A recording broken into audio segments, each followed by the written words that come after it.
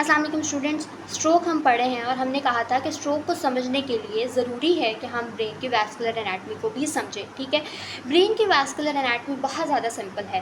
Brain के अंदर एक सर्कल होता है जो आपने सुना भी होगा न्यूरो एनाटमी के अंदर। इस सर्कल को हम कहते हैं this is circle of Willis. This circle of Willis is responsible for the entire circulation of the important areas of the brain. ठीक है, अब सर्कल ऑफ विलिस जो है ना, इसको समझना ज़रूरी इसलिए है और इसका फ़ायदा क्या है, ये क्यों एक सर्कल ही क्यों मिला, स्पेसिफिक आर्टरीज क्यों नहीं मिली डिफरेंट एरियाज़ को ना।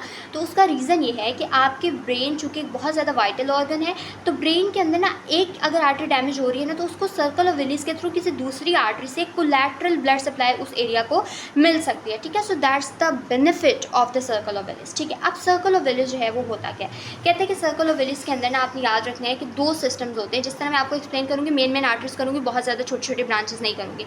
एंटीरियर और पोस्टीरियर सिस्टम होता है। ठीक है, अब ना आपको याद होगा जो एंटीरियर सिस्टम है ना, हमारे पास एक कॉमन कैरोटिड आर्टरी हुआ करती थी हमारी नेक के अंदर, और ये वो आर्टरी होती थी जो स्टेर्नोक्लीडोमास्टोइड मसल के पास पड़ी होती है, वहाँ एक कैरोटिड कैनाल होती थी और वहाँ पर पड़ी होती थी। ये कॉमन कैरोटिड आर्टरी बाइफरकेट होती है एक्सटर्नल कैरोटिड और इंटरनल कैरोटिड आर्टरी में। जो आपकी एक्सटर्नल कैरोटिड आर्टरी है ये आपके फेस या स्कैल्प को सप्लाई करती है, जबकि इंटरनल कैरोटिड आर्टरी ये आपके इंट्राक्रेनियल स्ट्रक्चर्स यानी ब्रेन के अंदर जाती है और सर्कल ऑफ विलिस बनाती है। जो आपका पोस्टीरियर सिस्टम आता है ना, इसके अंदर आपके पास होती हैं वर्टिब्रल आर्टरीज। ठीक है, आपको याद होगा कि हमारे पास एक आर्टरी थी जिसको हमने कहा था सबक्लेवियन। सबक्लेवियन जो आर्टरी थी ये क्या करती थी, जो सबक्लेवियन आर्टरी है ये आगे जाकर eight the level of the 6 cervical vertebra, ये पोस्टीरियरली होती है, 6 सर्वाइकल वर्टिब्रा के लेवल पर जाकर जो है ये दो वर्टिब्रल आर्टरीज देती है। ठीक है, left and right vertebral arteries देती है। ये जो वर्टिब्रल आर्टरीज हैं ये इन सर्वाइकल वर्टिब्रा से असेंड करती हैं। ठीक है, असेंड करने के बाद ये फोरामेन मैग्नम, हमने कहा था ना एक फोरामेन होता है पोस्टीरियर क्रेनियल फोसा के अंदर होता है, बड़ा सा फोरामेन होता है दैट इज फोरामेन मैग्नम, ये उसके थ्रू आपके ब्रेन के अंदर एंटर होती है। ठीक है, आई होप कि ये आपको अभी तक समझ आ गई होगी। तो interior circulation internal carotid artery बना रही है, पोस्टीरियर सर्कुलेशन वर्टिब्रल आर्टरीज बना रही है। ठीक है, अब ये किस तरह से बनाते हैं, एक छोटा सा मैं सर्कल यहाँ पर बनाऊंगी। पहले पोस्टीरियर को समझेंगे। दोनों वर्टिब्रल आर्टरीज फोरामेन मैग्नम के थ्रू ब्रेन के अंदर एंटर होती है लेफ्ट एंड राइट, फिर ये दोनों क्या करती हैं, कंबाइन करती हैं। कहाँ पर, at the level of pons, और फिर वहाँ पर जो है ना या क्वांटम मेडुलरी जंक्शन के अंदर या पोन्स के लेवल पर ये डिवाइड करती है। वहाँ पर जाकर मिलकर दोनों वर्टिब्रल आर्टरी का आर्टरी बनाती है जिसको हम कहते हैं बेसिलर आर्टरी। ठीक है, ये जो आर्टरी है इसकी दो इंपॉर्टेंट ब्रांचेस होती है जिनको हम क्या कहते हैं, पोस्टीरियर सेरिब्रल आर्टरी। ठीक है, इसके अलावा यहाँ पर हमारे पास सेरिबेलर आर्टरीज भी हैं और भी डिफरेंट आर्टरीज हैं, उनको हमें करने की ज़रूरत नहीं है क्योंकि हमने मेन सर्कुलेशन और उससे रेलिवेंट ही जो हमारे पास जो सिंड्रोम्स हैं वो पढ़ने हैं। ठीक है, तो हमारे पास पोस्टीरियर कौन सी अब आ गई थी, सेरिब्रल आर्टरी आ गई थी। अब पोस्टीरियर ये हमारे पास सारा हो गया पोस्टीरियर सर्कुलेशन। अब आज जी एंटीरियर साइड से आती है इंटरनल कैरोटिड आर्टरी। अब जो इंटरनल कैरोटिड आर्टरी है ना, ये इसकी दो इंपॉर्टेंट ब्रांचेस हैं। एक हमारे पास होती है मिडिल सेरिब्रल आर्टरी और एक होती है इंटीरियर सेरिब्रल आर्टरी। ठीक है, यहाँ से हमारे पास ना कुछ ऐसा होता है कि ये इंटरनल कैरोटिड आर्टरी आ रही है, ये इसके मिडिल सेरिब्रल ब्रांचेस हैं। उसके बाद क्या होता है, इसकी जो है ना हमारे पास क्या होती है, इंटीरियर सेरिब्रल आर्टरी होती है। ठीक है, अब ये जो इंटीरियर सेरिब्रल आर्टरीज होती है ना, इसके अलावा ये इंटरनल कैरोटिड आर्टरी एक और ब्रांच देती है जिनको हम कहते हैं पोस्टीरियर कम्युनिकेटिंग आर्टरी।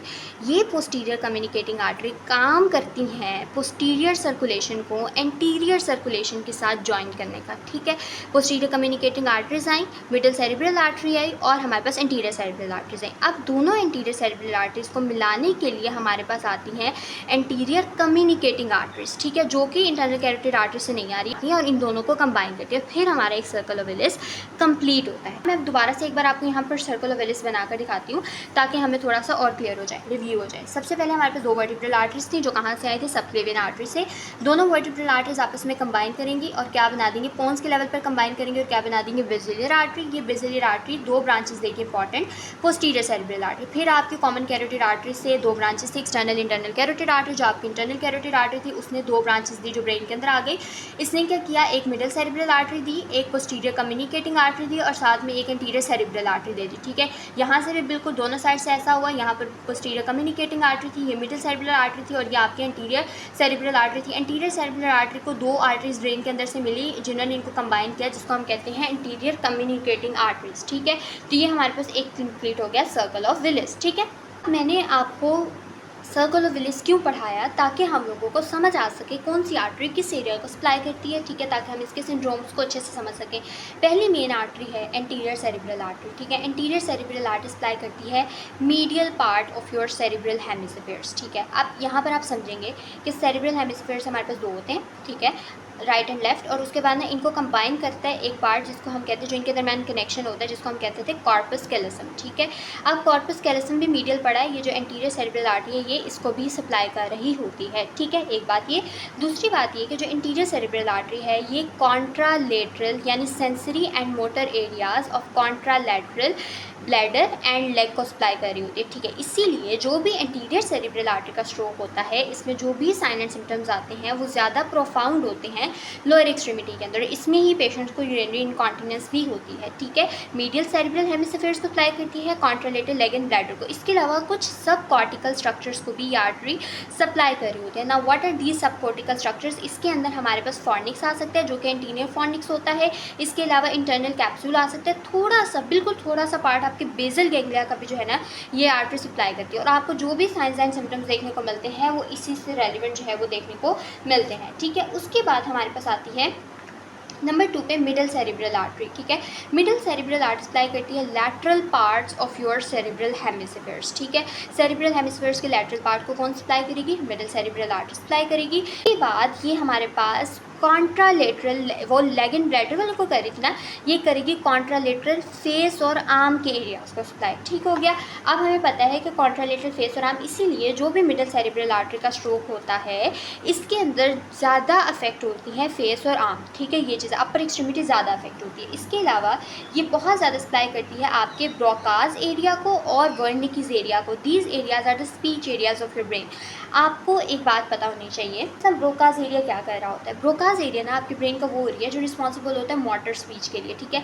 आपने ना दो टर्म सुनी होगी, एक होती है डिसआर्थरिया और दूसरी होती है एफेजिया, ठीक है। डिसआर्थरिया बेसिकली इस तरह का मसला होता है जिसके अंदर मसल्स, टंग के मसल्स हो सकते हैं, फेस के मसल हो सकते हैं, फेरिंग्स लेरिंग्स के अंदर मसला आ सकता है, मसला आ रहा है ब्रेन बिल्कुल ठीक है, ये इस वजह से बोल नहीं पा रहा पेशेंट। जबकि एफेजिया है, इसके अंदर ब्रेन के अंदर मसला है, आपके मसल्स बिल्कुल ठीक है, ठीक है। तो वो ब्रोकाज हो सकते हैं, वर्निकीज हो सकते हैं। हमें पता है हम बोल रहे हैं तो हमारा ब्रेन ही सिग्नल भेज रहा है ना मोटर मसल्स वगैरह को, और फिर ही मसल्स जो है वो आपके बोलना करा रहे हैं। इसमें ब्रोकाज एरिया जो होता है ना, इसके अंदर पेशेंट को समझ तो आ रही होती है कि उसने क्या बोलना है, लेकिन वो बोल नहीं पा रहा होता क्योंकि उसकी मोटर स्पीच जो है वो इम्पेयरमेंट होती है। जबकि वर्निकीज एरिया इस तरह का जो है वो होता है जो कि रिस्पॉन्सिबल होता है स्पीच की कॉम्प्रीहेंशन के लिए। यानी अगर मैं बोल रही हूँ, मैं क्या बोल रही हूँ, इसकी समझ जो है ना वर्निकीज एरिया मुझे दे रहा होता है, ठीक है। इन पेशेंट्स के अंदर जिनके अंदर वर्निकीज एफेजिया होता है वो बोल तो लेते हैं, ठीक है, लेकिन उनको समझ नहीं आ रही वो क्या बोल रहे हैं। उनकी स्पीच जो है ना बहुत ज़्यादा इरेगुलर सी होती है, उनको नहीं पता होता कि वो क्या बोल रहे हैं, आप उसको कॉम्प्रीहेंड नहीं कर सकते हैं, ठीक है। तो ये वर्निकीज और ब्रोकाज, तो इनको भी कौन सप्लाई कर रही है, एमसीएस सप्लाई कर रही है। इसके अलावा एमसीएस सप्लाई करती है विजुअल कॉर्टेक्स को कुछ हद तक, ठीक है, और मेनली बेसल गैंग्लिया की जो ब्लड सप्लाई है ना, हम लोगों ने कहा था एसीए भी उसको थोड़ा बहुत सप्लाई करती है, लेकिन मेनली जो ब्लड सप्लाई आ रही होती है वो कहाँ से आ रही होती है, बेसल गैंग्लिया को एमसीए यानी मिडिल सेरिब्रल आर्टरी से। उसके बाद हमारे पास एक और आर्टरी होती है that is PCA, posterior cerebral artery. अब पोस्टीरियर सेरिब्रल आर्टरी है तो क्या सप्लाई कर रही होती है, postero medial surface of your cerebral hemisphere को। पोस्टीरो मीडियल सर्फेस के अंदर हमें पता है कि हमारी ऑक्सीपिटल लोब होती है, इसके अलावा कुछ हद तक ये प्राइटल लोब को भी सप्लाई कर रही होती है, ठीक है। ये चीज़ आई होप कि आपको यहाँ से समझ आ गई होगी। उसके बाद वो कहता है कि मेनली जो है ना ये ऑक्सीपिटल लोब को ही इसके सप्लाई जा रही होती है, ठीक है।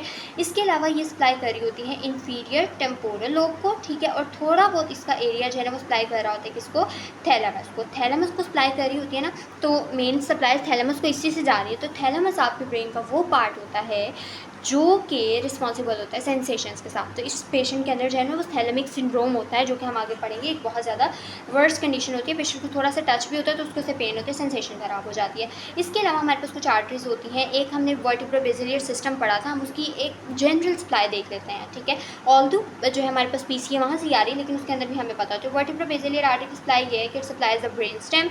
We know that brain stem is the part of your brain जो कि आपके सर्वाइवल के साथ रिलेट करता है। तो उसके अंदर मसला आ गया, थैलेमस को सप्लाई करती है और posterior medial aspect of your cerebral hemisphere को सप्लाई करती है, ठीक है। पैराइटल लोब को इतनी सप्लाई पीसीए से नहीं जा रही होती, ज़्यादा ऑक्सीपिटल लोब को ही जा रही होती है, और जो भी मसले आते हैं वो विजन रिलेटेड आते हैं। आई होप कि आपको एसीए, एमसीए और पीसीए की ब्लड सप्लाई समझ आ गई है, इसको अपने जहन में रखना है। नेक्स्ट पार्ट के अंदर जब हम एसीए, एमसीए और पीसीए की क्लिनिकल मैनिफेस्टेशंस पढ़ेंगे, आई होप कि आपको वहाँ से ये चीज़ क्लियर होगी। Thank you so much.